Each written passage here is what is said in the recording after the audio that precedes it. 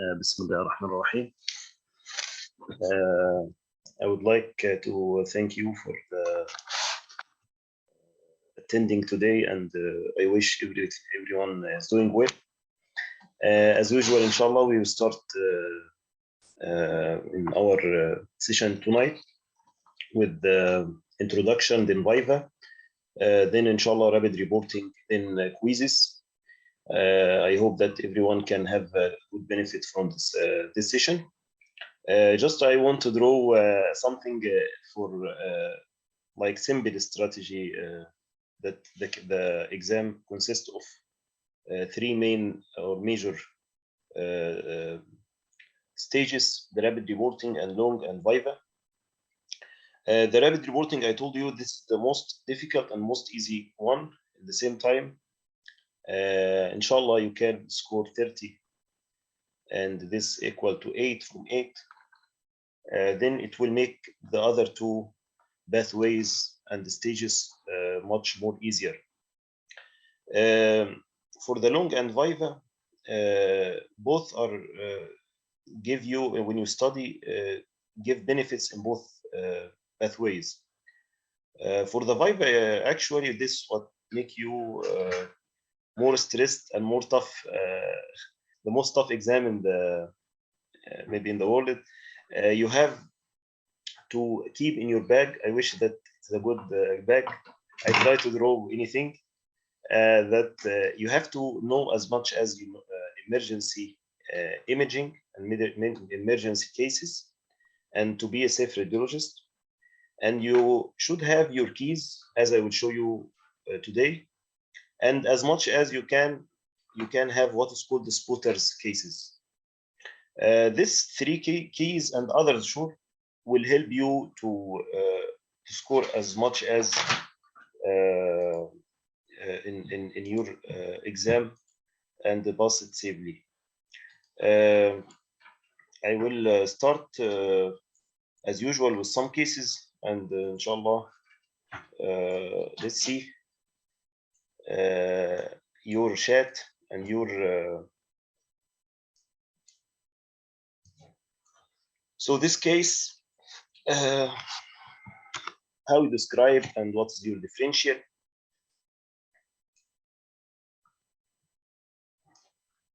Yes,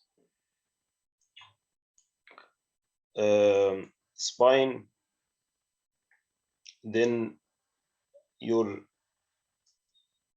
keyword here, that's something arising from the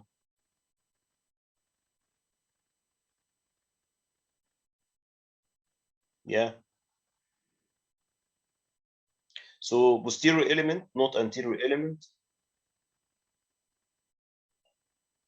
It seemed that the density and the matrix of the region more with the Lucent and Lytic type.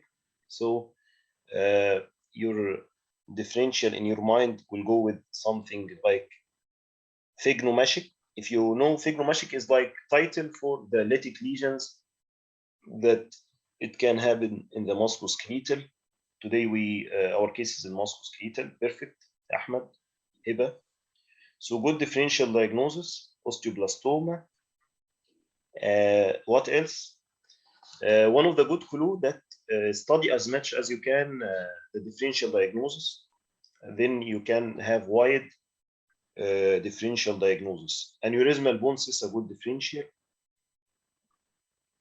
Okay. Anything else? What do you think? Ahmed, yeah, Farah, perfect. Aneurysmal bones. In chondroma, low grade osteochondroma, perfect. Yes, this good choice also. So this all what you mentioned is a good differential diagnosis. Just don't forget as Basma and Dr. Muhammad Mansour, perfect.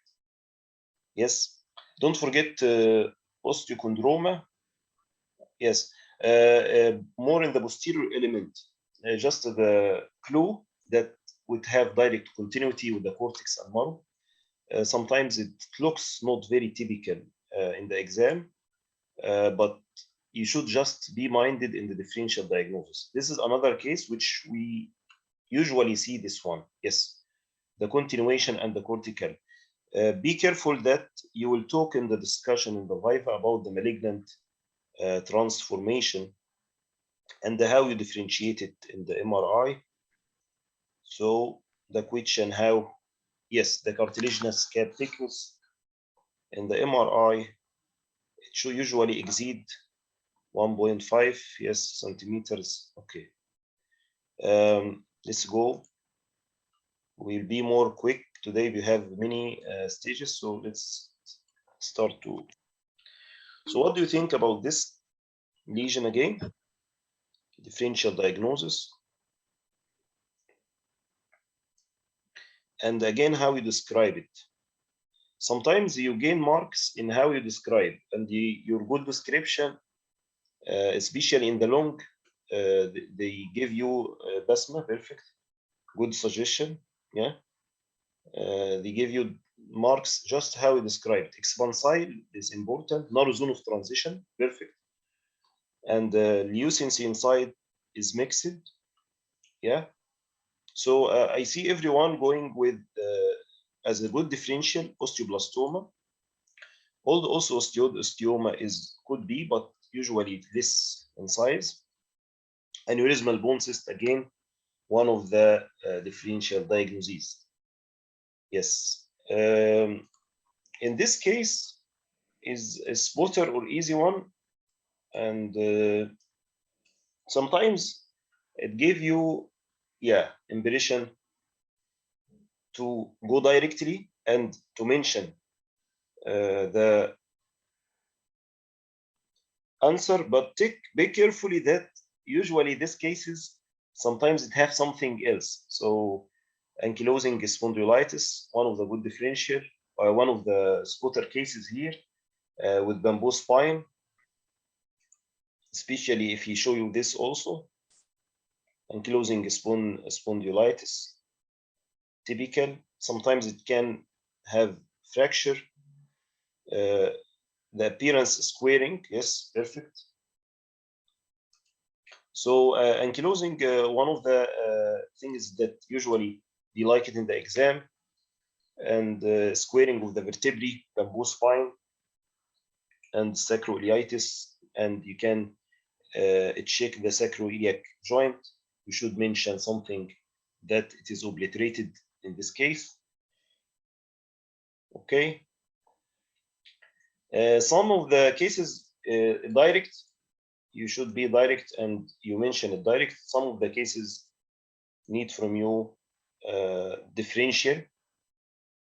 Yeah, the Ahmed mentioned something good to mention, that the pathological fracture in ankylosing, it's called shalk stick fracture, I think. Yeah, زي التباشير بالعربي. Yes, perfect. Go back to this case. Radiograph spine. Then you should be carefully here when you mention the differential diagnosis. When you mention any differential diagnosis, be careful with the age of the patient. So try to start with the differential that more realistic with the age. Yes. So I see Ahmed again, and also Riham. Okay. Yeah. So take care. Yeah. The age is important. Young pediatric spine. Then if he show you something like this, then you will be sure that it is osteopetrosis, one of the important diagnosis here. And more important, that you should comment in the status of the hip and the dislocations of both hips. So this is what is called marble bone disease. Symmetrical generalized bone density increased. Bone with the bone, sometimes, yeah, it mixes with Radiograph spine. That's why I would like to comment in this. So be careful about the age. Radiograph with hyperbara, the age is not like this, usually more older. Sandwich vertebra sign, or at least start with osteopetrosis, at least. Diffuse vertebral sclerosis, increased density of skull base, calvaria. Differential diagnosis, one of the good differential Engelmann disease. Anyway, this one, next one is a bit easy one.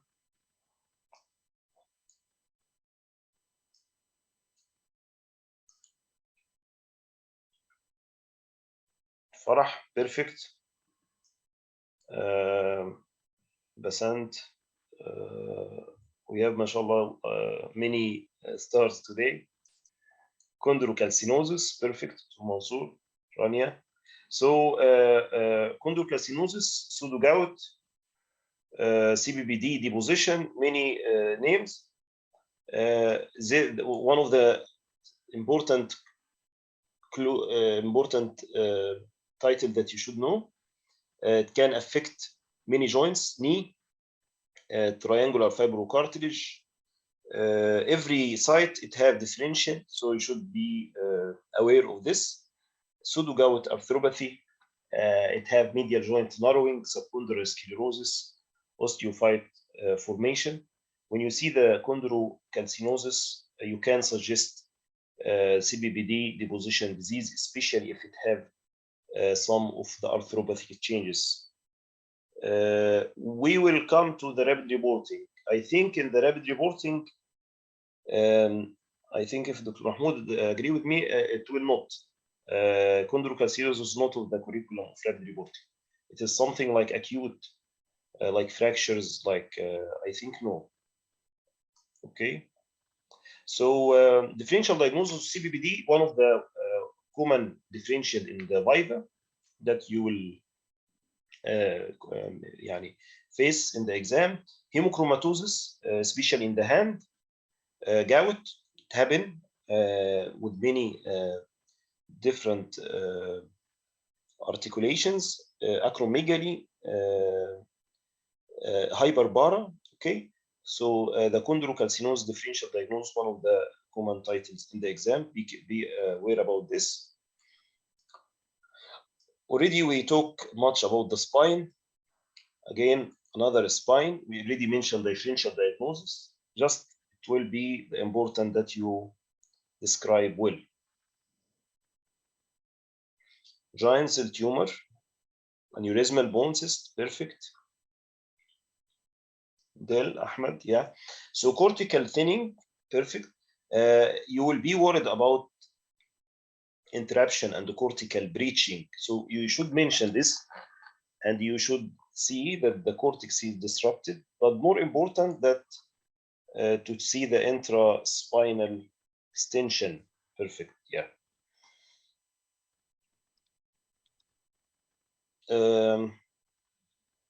We have more 2 minutes, Dr. Mahmoud, and we can, because already we there is delay in the start, so okay. So okay, we can go to the second stage, or we can stay just 2 minutes to finish some cases and go more. Okay. So it's one side. The most important to talk about the intraspinal and if it is in the cord level, so you should talk about the cord compression. Don't forget it. It's very critical to mention that you will discuss this with the neurosurgery team, and you need to mention this. Even it is negative, you should mention. So this case was a differential diagnosis, but one of the good differential aneurysmal bone cyst. Maybe you can see the fluid level in the MRI. Again, the differential will be very similar. Aneurysmal bone cyst happen in many sites. This is very typical for aneurysmal bone cyst. I will show you this case. Musculoskeletal again today, yes. So what do you think? Differential diagnosis, more important to describe. Description. Tuberosis circumscripta maybe, but hemangioma, eosinophilic granuloma. Take care about the age. The age of this patient is not very young, so be more for the adult patient. Eosinophilic granuloma, for the pediatric age group better.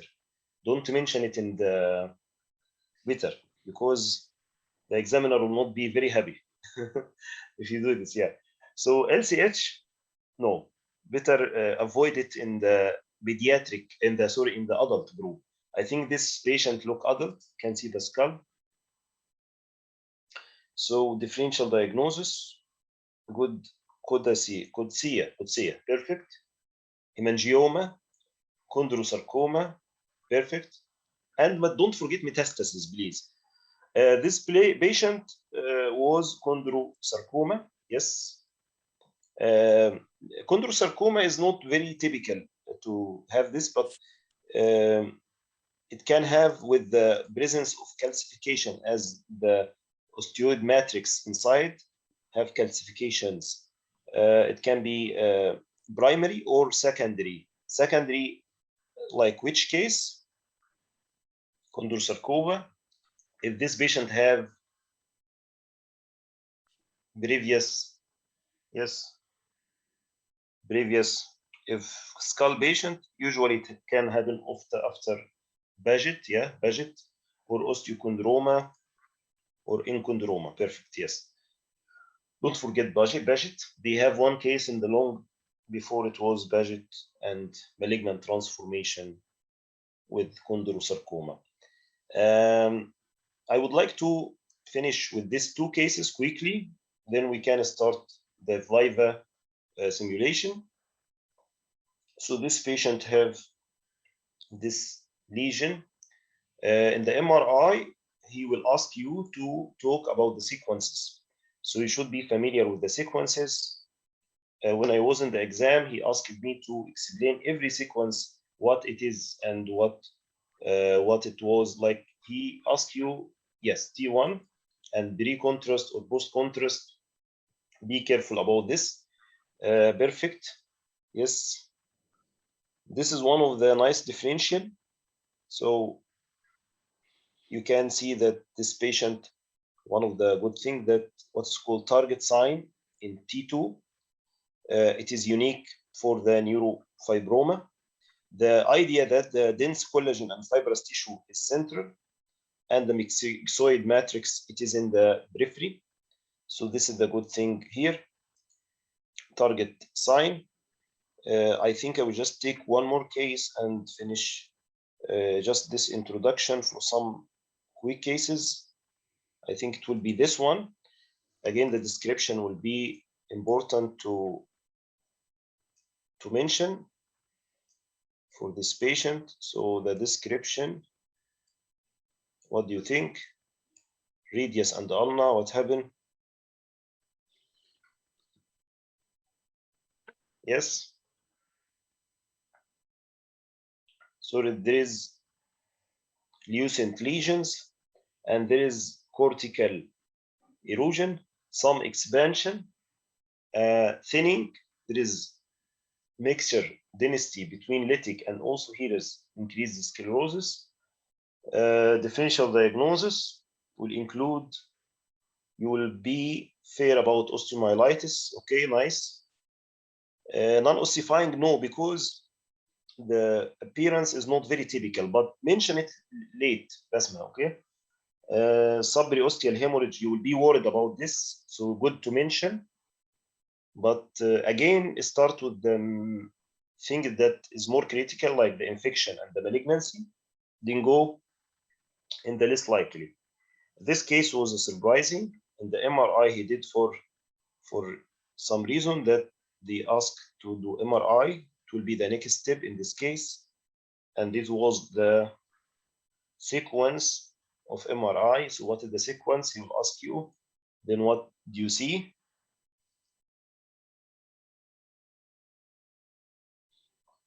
Okay, so it was post contrast, perfect, facet.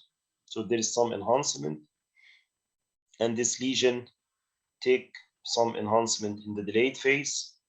So any clue in the T1, very dark signal. So what do you think? It can take some enhancement. What do you think? Okay, so this case was what is called fibromatosis, which is not very typical case, not a very usual case, but typical here in the. Sometimes it can show you something which is not very typical, not very usual in the exam, and he asks you your differential to see if you have wide differential diagnosis. Fibromatosis in the X-ray very difficult. That's why with bone remodeling and altered areas is very critical that you should think about other like osteomyelitis, like malignancy. Fibromatosis can be fibromatosis as benign or fibrosarcoma or something like muscular rhabdomyosarcoma, synovial sarcoma. Dr. Mahmoud, would you like to start at least one case? Viva, I will stop the share and you can start. Okay. Okay. So this, what we'll do now is Viva stimulation. Dr. Mahmoud will be the examiner. I will be the who will answer. So I will try to, as much as I can, to react like the exam, but the exam is more tough, sure. Clear the image? The image appear to you? Yeah, the screen is very nice. I can see very well. Okay, this is a middle-aged patient with hand pain. Okay, I am presented with hand radiograph, single view, X-ray hand of a young patient.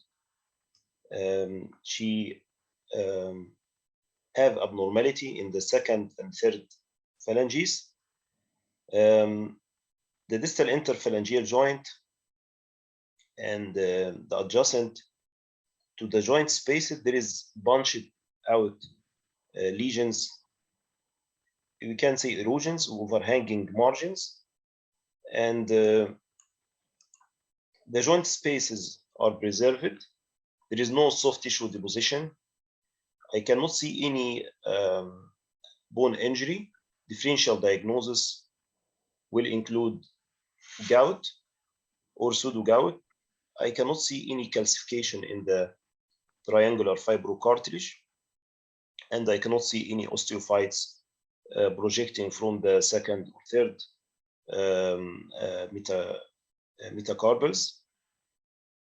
So I think you said in the differential gout or pseudo gout, how you will differentiate between them?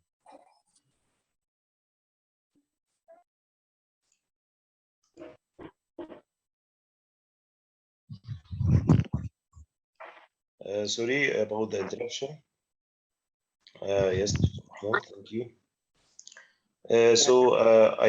You asking me about how we distinguish between gout and pseudo gout. رأيش محاضرة الرجم حضرة اليد حضرة الأنف حضرة الحنجرة. Usually the gout affected the big joints. Pseudo gout in the foot, usually the pseudo gout affect mainly the knees. Also the pseudo gout can present with the deposition of Cbpd crystals. Also here I cannot see the triangular fibrocartilage calcification, which is going with the pseudo gout. Okay, just mute someone. Yes, okay. So we are going about gout, I think. Okay.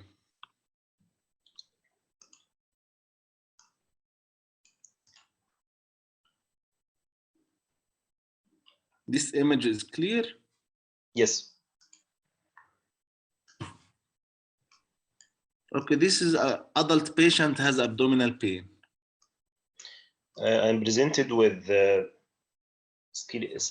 abdominal radiograph of skeletally mature patient, adult who have abdominal pain.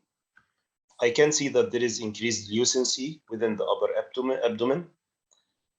This configuration showing that it could be a football sign. I'll just use the annotation, yes. Football sign. This consistent with pneumoperitoneum. I am checking if there is any dilatation in the bowel loops. I cannot see any bowel loop dilatation. I cannot see any pneumobilia or any dense lesion that could represent gallstone ileus. I cannot see any clips or surgical clips that could denote this patient do any surgery. My differential diagnosis will go with perforated gastric ulcer, diverticulitis, or maybe this patient did recent instrumentation. I will pick up the phone. Yes. What you will do next for this patient? I will pick up the phone and call immediately the referring team and notify him about the finding. And I think this patient will need immediate surgical intervention. What you will do a CT scan for this patient? In general, the answer will be no, but I think the CT, as usual, the surgical team will think that it will help in the management. So the clinician, I think if they will operate and they will do surgical intervention, I think they will ask for CT. In this case, if this is helpful for the patient, as I mentioned, I think we will do CT in this case. Yes. Okay. This is adult patient has chest pain. I am presented with the chest radiograph of this adult patient who have chest pain. I can see obviously that there is subcutaneous air lucency, and this like making streaking lucency. I can see air obvious in the mediastinum with continuous diaphragmatic sign. This giving the feature of pneumomediastinum. The lung, it looks like hyperinflated. There is bilateral apical scarring. I cannot see clearly that there is pneumothorax. I will use my tools to check, but I cannot see in this stage. No consolidation.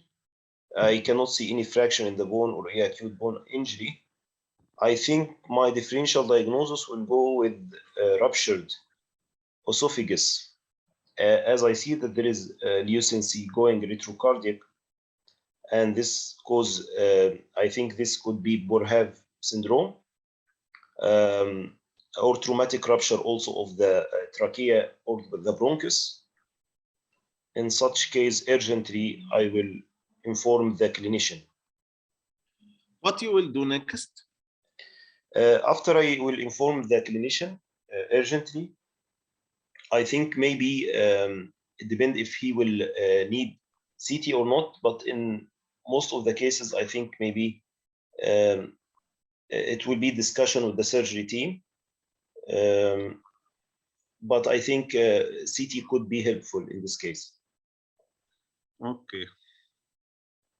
This is our last case. Yes. This adult patient also has abdominal pain. Yeah.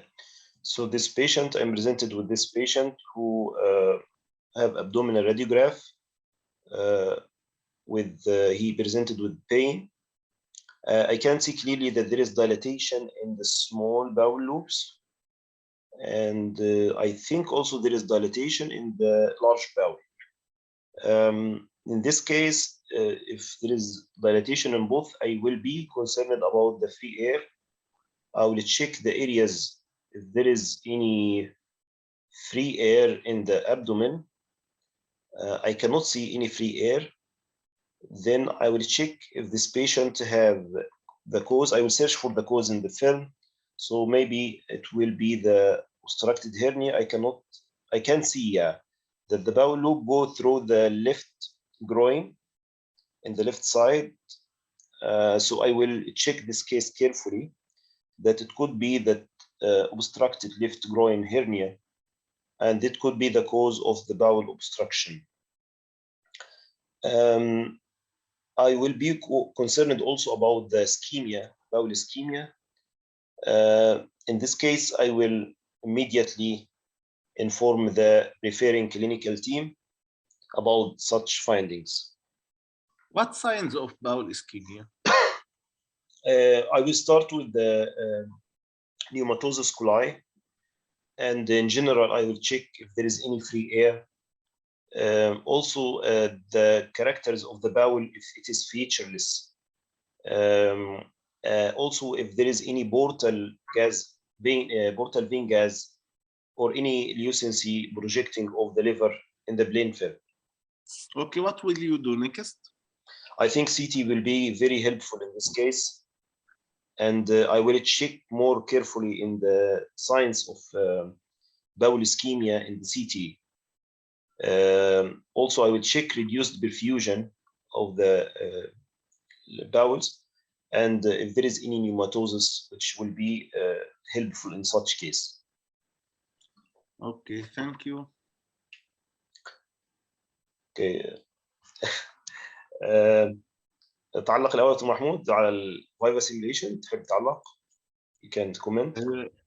The most important thing in the Viva that the emergency cases, as we saw today, we have one pneumomediastinum, we have one intestinal obstruction due to groin hernia.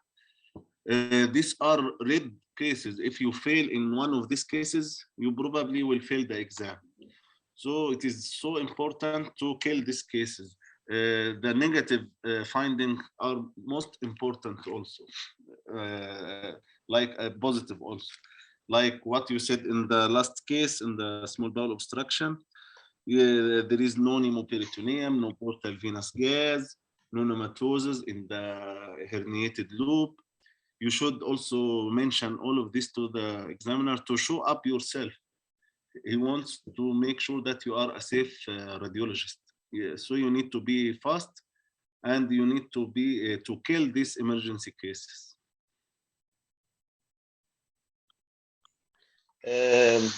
As you see, it also need much training. I think I was very slow in these answers. It needs more training that you should be quick and fast. In the real exam, you will feel the 30 minutes as maybe 4-5 minutes maximum. You need for every case to be more dedicated to the film and more to be short and quick. Inshallah, we'll try to do more for this to train and to make training in this, inshallah. Do you have any feedback, Dr. Mahmoud, or you should go to the next? No, you can go now to the radiograph, to the rapid. Yes, okay, let's start.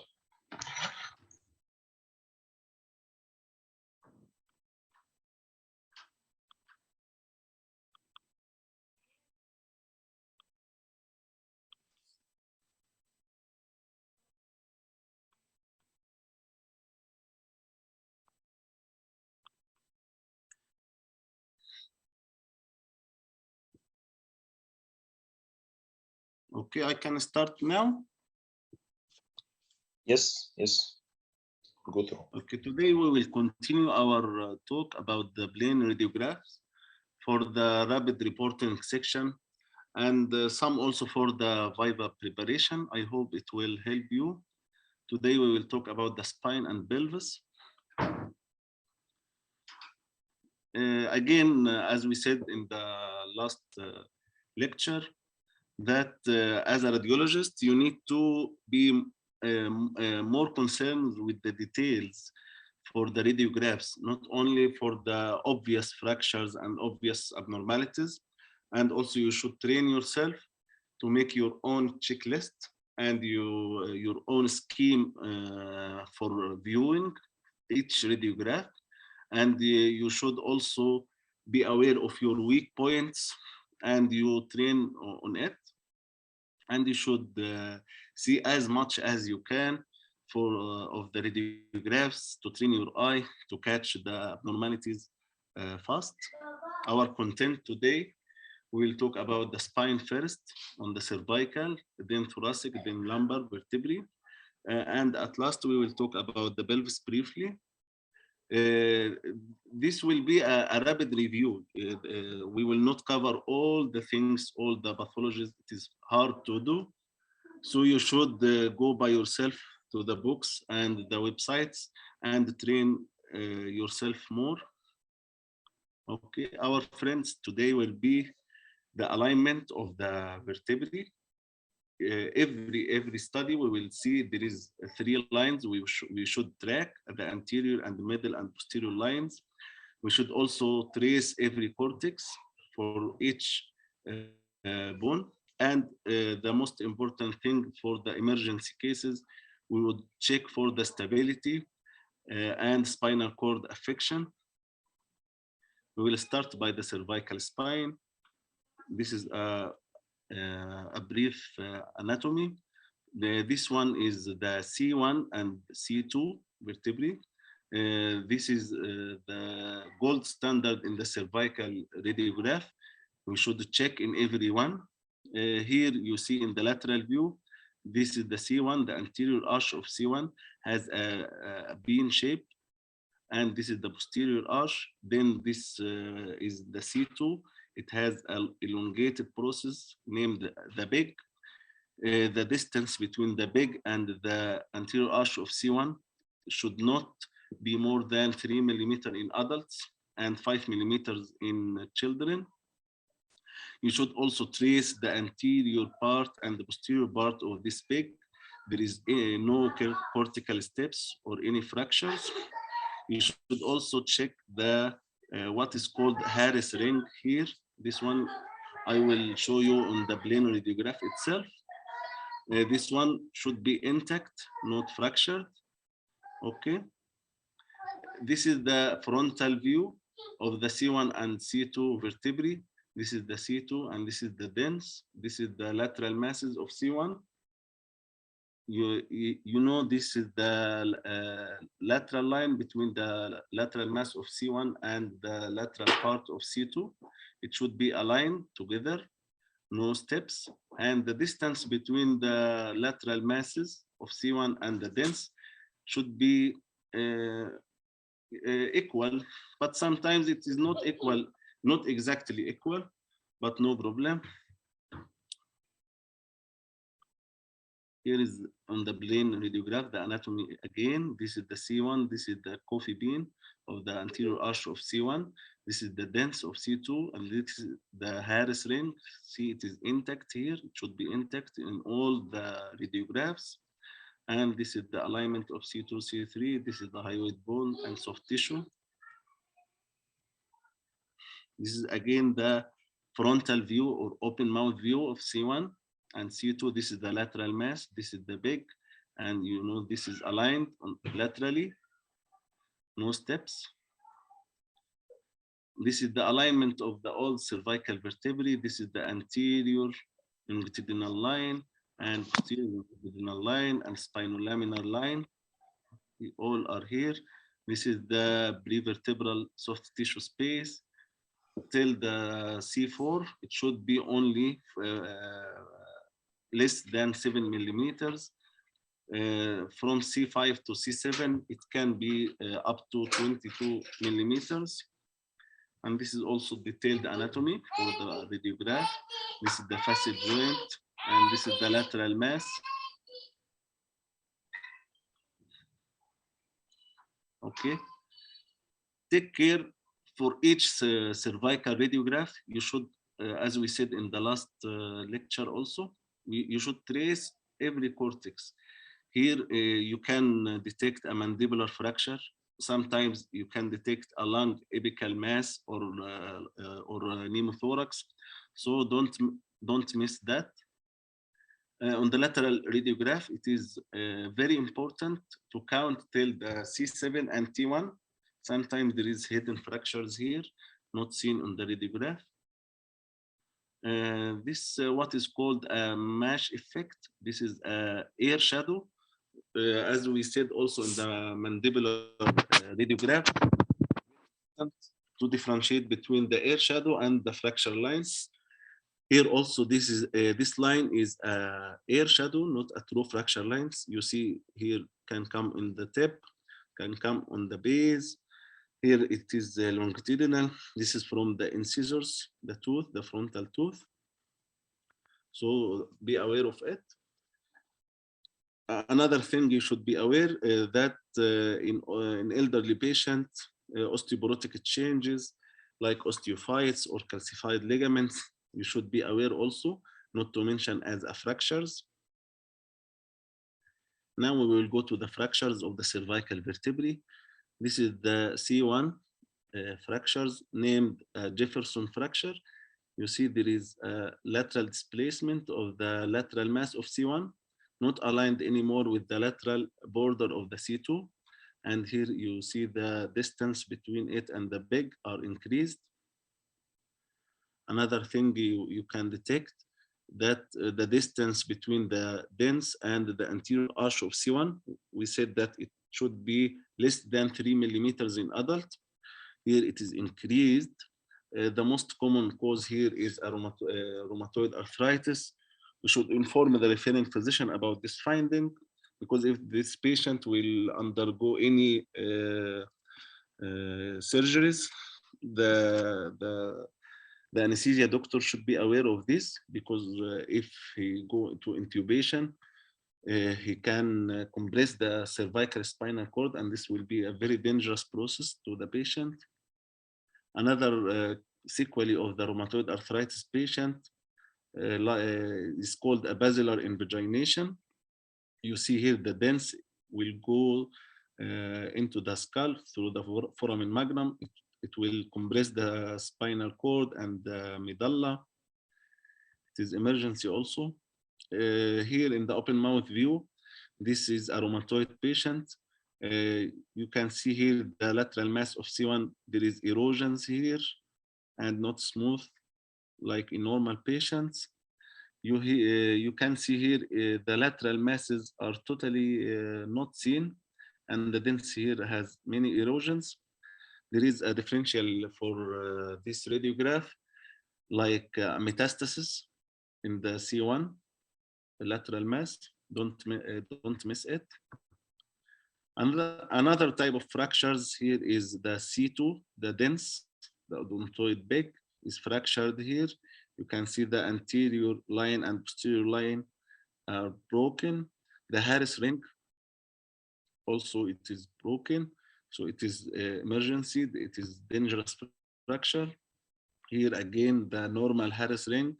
This is a normal radiograph, and this is the fractured dens. See?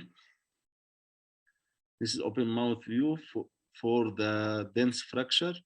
This is a fracture. You can see it is not aligned, and there is a space widened from the fractured part and the mother bone, not like the mesh effect of the air shadow. This is called a hangman fracture of the C2. This is also a dangerous fracture. This one on the tip of the vertebral body is called extension teardrop. You can see the anterior longitudinal line is disrupted, but the other two lines are intact. So it is a stable fracture, the extension teardrop. It occurs more on the upper cervical vertebrae. The other fracture of it is a flexion teardrop. It occurs more on the lower cervical vertebrae. And this is a dangerous fracture because it can compress the spinal cord. And you can see here more than fracture, one on the anterior compartment and one on the posterior compartment. So this is unstable fracture. Again, this is a flexion teardrop fracture.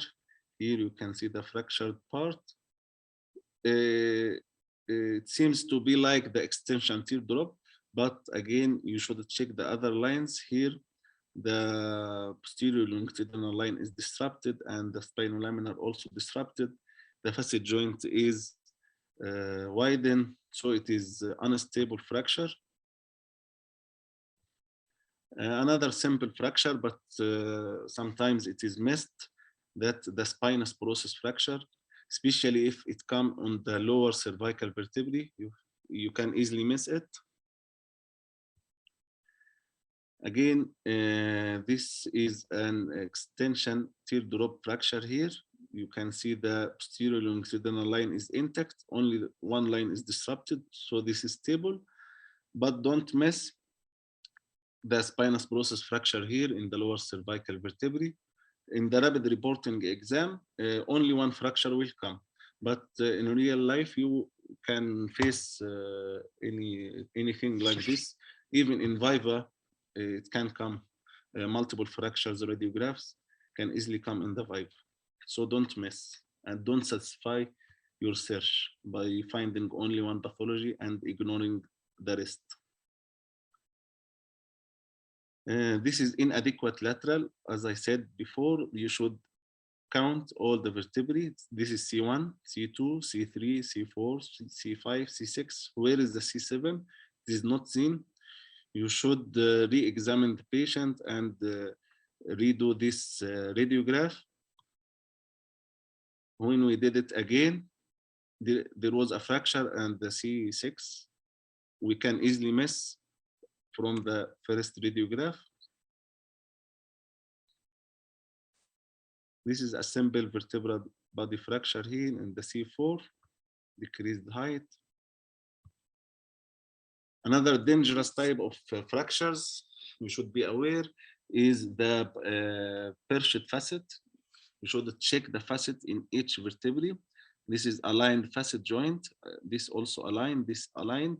Oops, where is this joint? You can see in zoomed view, it is not aligned. The facet, the inferior facet is behind the superior facet.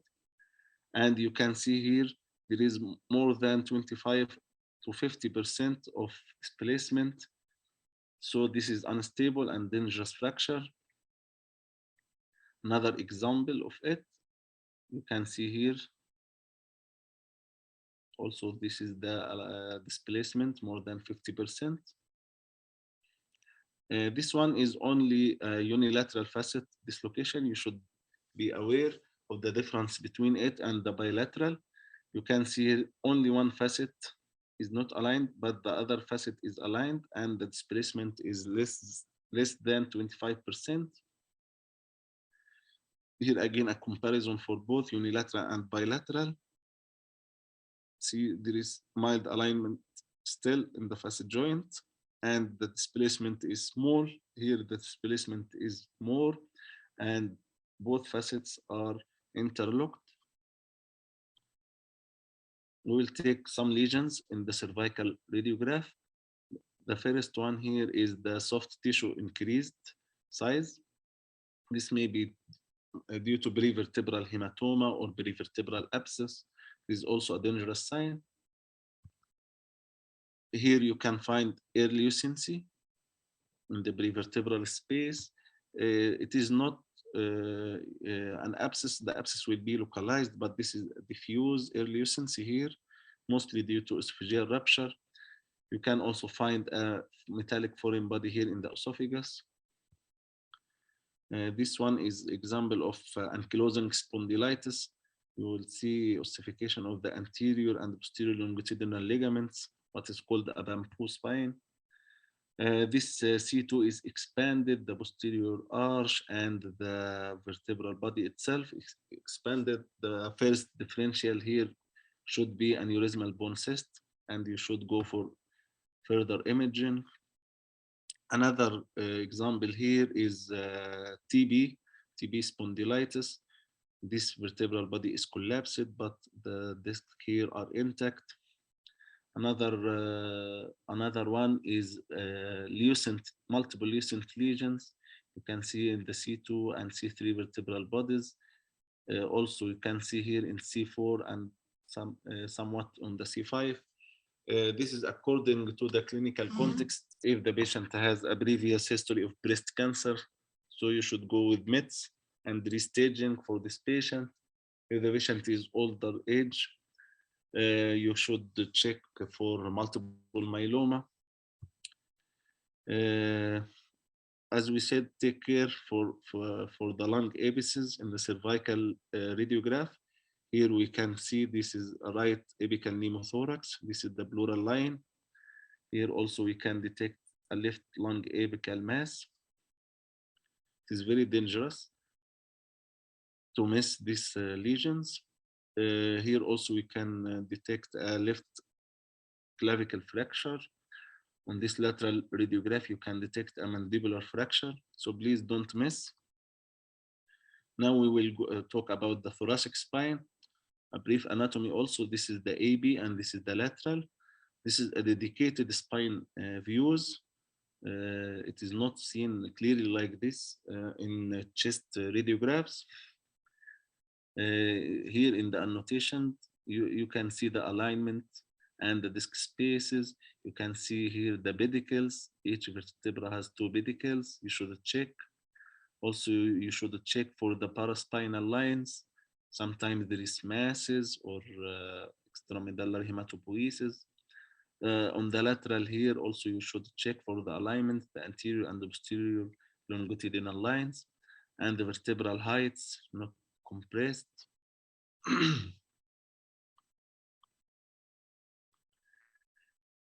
Here as on the view for the thoracic vertebrae. This is the vertebral body and this pedicle. This pedicle, especially in the thoracic, because it is mostly hidden. You should check for each vertebrae. Pedicles all are seen.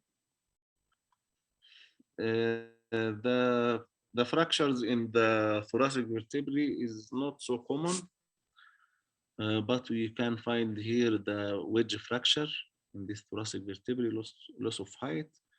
Here also there is a compression fractures. You can see only this, the anterior line is broken, so it is stable fractures. Some lesions we can see here. This is the absent pedicle here, and also you can see here this is absent pedicle. Don't miss it. I got one on my Viva. Here what is called the collapsed vertebrae, totally collapsed vertebrae. Here called vertebra plana. In adult, you should check for the METs. You know, sickle cell disease. Sickler patient has multiple bone infarctions.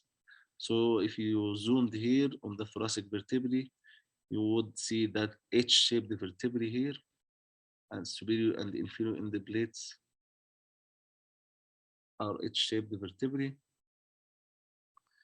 Don't miss also to check the rest of the film. Here you can see there is a gallbladder stone, easily missed if you concentrate only on the spine. Here you can see a right hilar mass, also easily missed. Okay, now we will go to the lumbar spine. A brief anatomy also again. This is the lumbar vertebrae and this is the sacrum. Anterior longitudinal line and posterior longitudinal line should be aligned. Disc spaces. And another zoomed view. This is the pedicle and this is the pars. You should check, especially in the lumbar, because it is easily broken. Again, we should check for the pedicles for all the lumbar vertebrae. You should train yourself to check for it. You should also here check for the transverse processes. Sometimes it is broken and it is very hard to differentiate again from the air shadows. So you should train your eye. Here the longitudinal ligaments, the anterior longitudinal and the posterior one. And this is the ligamentum flavum. The anterior column, middle column, posterior column. If 2 columns are disrupted, so it is unstable fracture, and you should immediately inform the referring physician because high liability of spinal cord injury. This is a zoomed view for the Scotty dog appearance for the lumbar vertebrae, pedicle here, and this is the pars. We should check. here what we said for the columns, this is the anterior, middle, and posterior. Here is a small fracture only in the anterior, so this is stable. Another fracture here only on the posterior spinous process on the posterior column, so this is also stable. If the fracture extends to more than one column, so it is unstable. Like here, this is called a chance fracture, and this is a fracture in the anterior and the middle column. This is examples. This is anterior compression fracture. Only the anterior column is disrupted, so this is stable. It is more hard on the AP radiograph. Also, you can check also there is a slight loss of height in the fractured vertebrae, so you should check on the lateral also. This is what is called a burst fracture.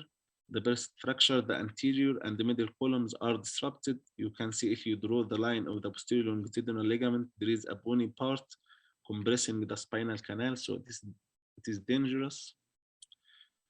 This is what we call the chance fracture that goes from the anterior to the posterior column. Also, it is a dangerous fracture. Take care for the transverse processes fractures. So you can see here it is away from the mother bone. See this one is air shadow. This one also is air shadow. Okay, take care. You should differentiate between them. This is insufficiency fractures, osteoporotic fractures. You can see the posterior longitudinal ligament is intact. This is what we call the pars interarticularis fracture. This there is spondylolysis, the fracture of pars, and there is a spondylolysis anterior. There is a degrees, first and second and third, according to the degree of lysis. Lesions for the lumbar spine. Here again, don't miss this absent pedicle. This is signs of ankylosing spondylitis. This is the bamboo spine. You should check for the fracture, chopstick fractures. This is the dagger sign. Here the interspinous ligament is ossified. This is the Romanus lesions that in the corner, shiny corners. Okay, this called Sherman disease. In the endoplates, there is erosions in the middle part of the endoplates. This, like what Dr. Mahmoud said, osteopetrosis, bone within bone. This is a Roger-Jersey spine in renal osteodystrophy context. This is, like we said, in the thoracic vertebrae, the sickle cell disease, H-shaped vertebrae. Another lesions here is a benign one, hemangioma, has a cordory appearance. This is longitudinally arrayed lines. This one is ivory vertebra. You can see on the sclerotic mets or lymphoma or Paget sometimes. This one is a collapsed vertebrae. In young age, we called it vertebra plana or mets. A brief anatomy for the pelvis. You can see here the iliac bones, the sacroiliac joints, the obturator foramina, the hip. In the pelvis, you should trace the rings. This is the obturator rings. This is the interior pelvic ring. All of them should be smooth and intact. This is a closed view for the sacroiliac joints. This is a symphysis pubis. Should train your eye for the normal radiographs to detect the abnormality if it is existed. This is the sacral arcs. Should be smooth. We should trace carefully here. This is a zoomed view on the hip. This is what is called the iliopectineal line, and this is the ilioischial line. And this one is the teardrop. Some fractures here, you can see the right obturator ring is disrupted due to the fractured superior and inferior pubic rami. Another superior pubic rami fracture here. Here the superior and the inferior. In the pelvis, like the mandible, it is a ring, so you should check for all the fractures. Here the disruption for the symphysis pubis, here disruption of the sacroiliac joint. Here you can see there is a widening of the right sacroiliac joint, and this is the normal left one. This is a diastasis for the symphysis pubis. This is the sacral arcs fractures. See, it is not smoothly aligned like here. This is the acetabular fracture. Okay. This is the also acetabular fracture. This is diastasis here. This is a superior biomic cremi fracture. This is a sacral fracture. So don't satisfy your search.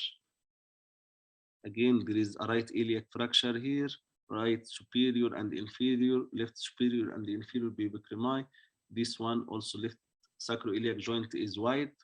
Don't satisfy your search. Some lesions you can see on the pelvis. This is a sclerotic bone mets. This one is called Paget. You see the ilioischial and iliopectineal line are thick. Lost teardrop. This is vertebrae also seems to be sclerotic. This is a calcified urinary bladder, more common in schistosomiasis. This one you can see the sacroiliac joints, both are fused. This is in the context of ankylosing spondylitis. This one, don't miss the sacrum. It is hidden. You should start to see the sacrum in each pelvis radiograph, because if you don't do that, you will miss it. Here there is a lytic lesion, no sacral arcs you can see on the left side. Again, here is a sclerotic lesion. Here you can find a lytic lesion in the right iliac bone. Compare with the left side, the ring here is disrupted.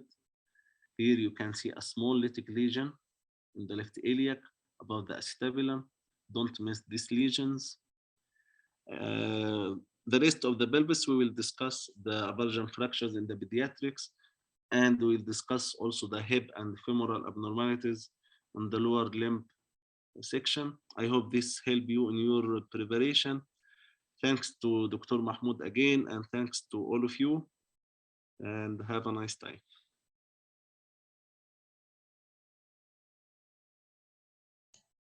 Time to start the quiz. Just 1 minute rest, and because anyway it will discontinue, so we will continue in the same link, inshallah.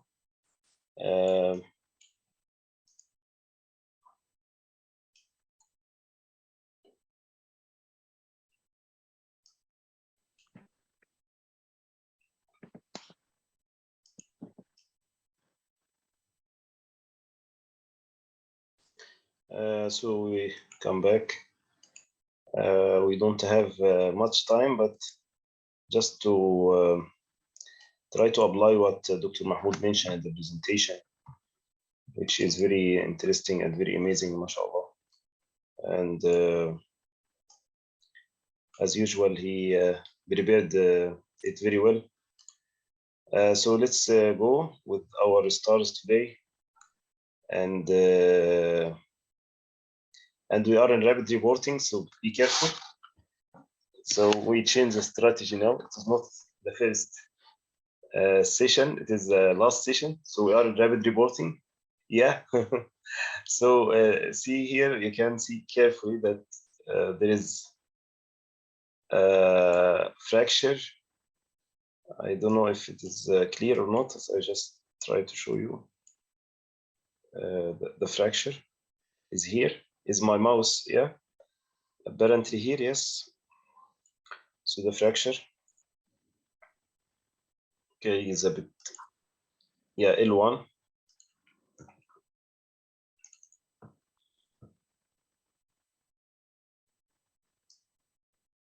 So what do you think?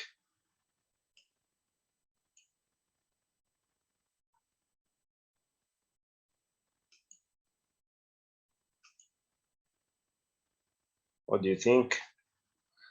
Maybe? Or try to make some zooming. Sorry.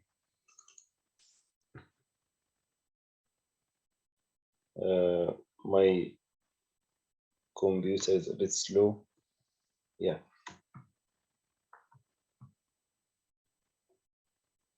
So what do you think here? Anterolithiasis, perfect. Don't satisfy. One more finding. Did you see? Look in the spinous process. Here, here, here. Yes, so don't satisfy. So sometimes in the exam, they show you other positions and try to be used to see this. And if you go with the line here, I think you will find there is again anterolithiasis here. Yeah. Okay, so be careful of this. I think better to rotate the image if you find one like this in the exam. Better to rotate to the ordinary one you can see in your normal practice. Yes. What is usually your practice, exactly. And here I will try to make some zooming. So we have many stars. We are waiting. Someone will pick up the finding. So good to see the lines. Then anterolithiasis of S1 over S2. Yes, perfect. S1 of S2.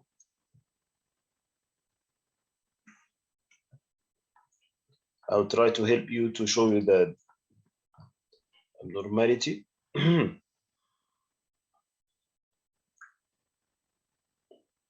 have about 5 minutes just to show you some cases that usually it shows in the exam. Yeah.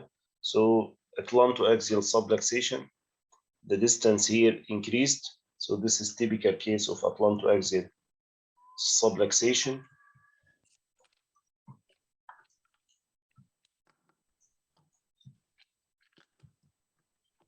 So this patient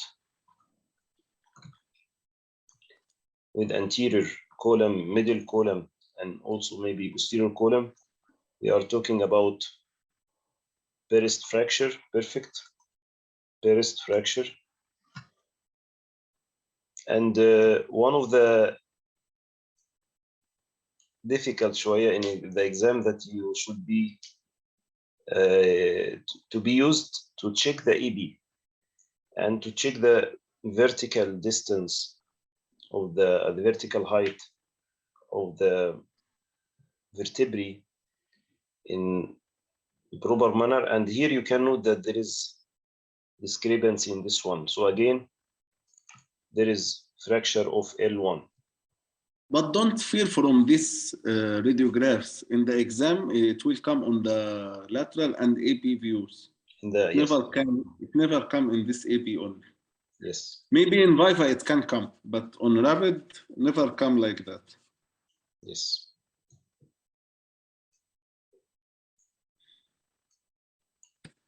شوية difficult again, but I think is you concentrate, you focus, you can pick up the finding.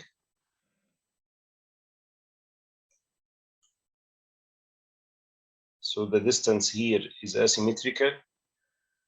And if you remember, Dr. Mahmoud mentioned something about the line between C1 and C2. You remember this in the open mouth view? So there is a fracture, yes, of C1. Why? Because this, you can see that this extrusion outside the confinement of C2. Yeah. And also the distance between the dense and lateral masses is asymmetrical. Yes, perfect. In the exam, better don't say names if you are not sure, or maybe it will make you a bit. Even if you are sure, don't mention. Don't. But the exam stress will make you write anything strange, like metatarsal instead of metacarpal, and right instead of left. These are common mistakes, so don't mention any name. Nice. Yes, Mokish, perfect.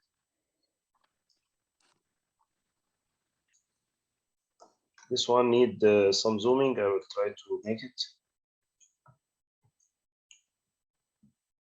If you check the vertebrae, when you go to the C2, what you will find, yeah, dense fracture, odontoid.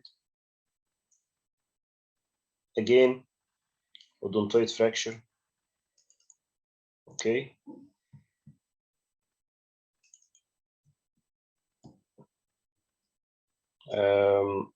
Okay. I think I will skip some of this and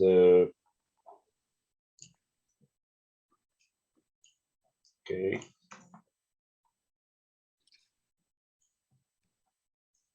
So again, there is enteroithesis here. In the AB is a bit difficult, but if you look carefully in the spinous process, you will find that there is something going in the C6. Then when you go here, you can find the displacement of C6, and I think there is facet here. I think this is better example of unilateral facet. There is unilateral facet lock. I will try to show you more typical one.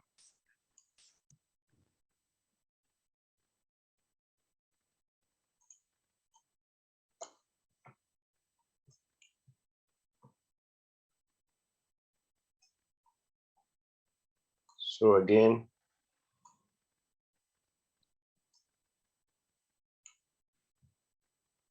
there is unilateral facet lock.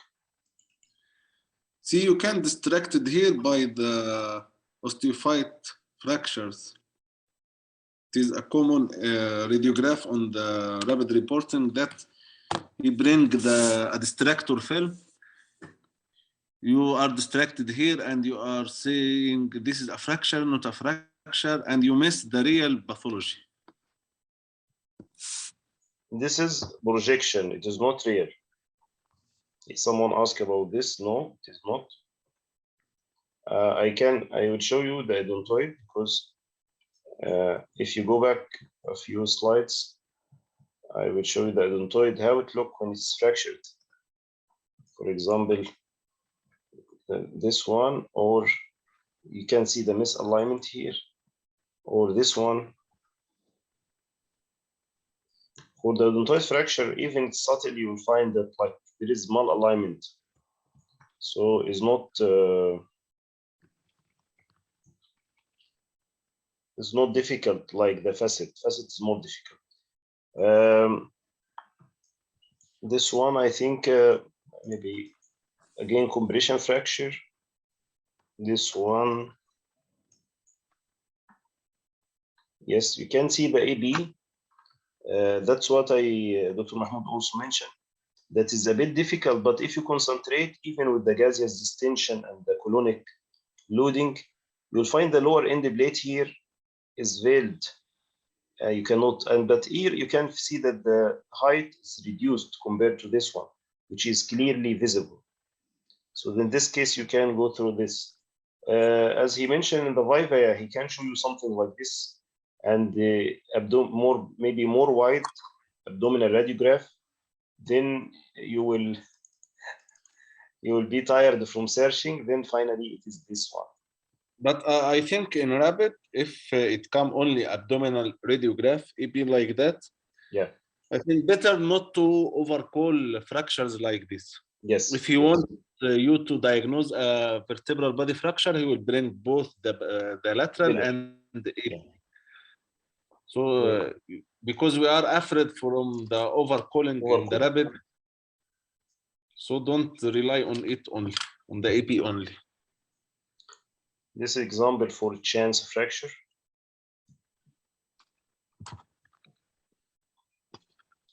and this is obvious for the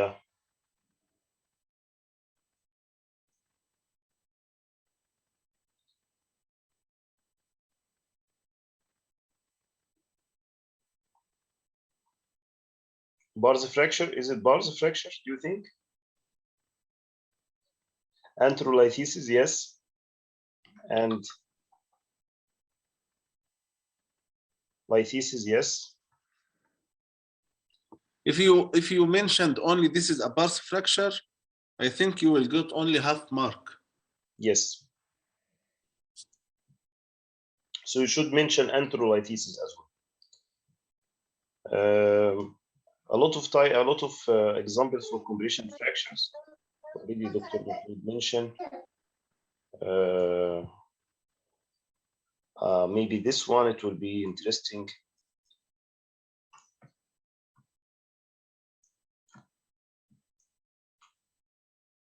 I don't know if it is obvious or not, but maybe you can make it the end case today with one of brilliant stars. You will pick up this finding.